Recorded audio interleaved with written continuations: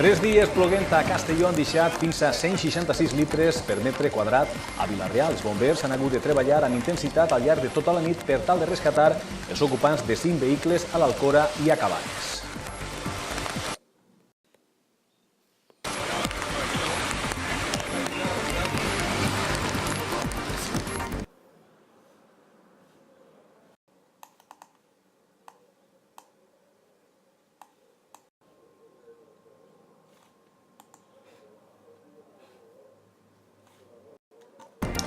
Hola, bon dia, com estan? Dilluns 23 de març, sense temps setmana, i ho fem com en els darrers dies, amb presència de la pluja molt intensa, sobretot a València i Castelló. A més, avui es contarem que ha començat el juí de Terra Mítica. Titulars.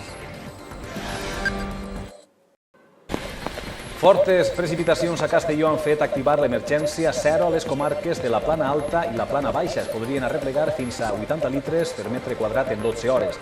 La força de l'aigua ja ha derrocat murs a l'Alcora i ha deixat camins tallats iguals inundats. Es recomana extremar la precaució al volant i no travessar rius ni barrancs.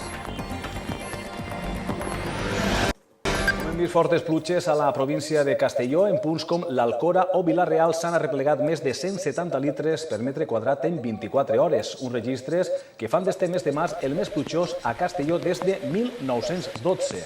Avui s'ha decretat l'emergència 0 en les comarques de la Plana Alta i la Plana Baixa, on segons les previsions es podrien acumular fins a 80 litres en 12 hores. La força de l'aigua ja ha derrocat murs i ha deixat camins tallats, iguals inundats. Es recomana extremar la precaució al volant i no travessar rius ni barrancs. El Consorci Provincial ha rescatat ja 9 persones, 7 de les quals havien quedat atrapades en els seus vehicles i altres 2 en un xalet de l'Alcora.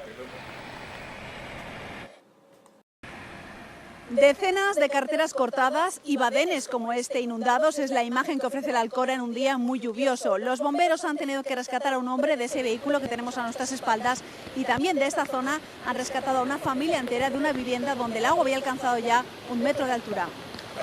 Ya lleva buenos días así, aquí lloviendo. 3 días lloviendo.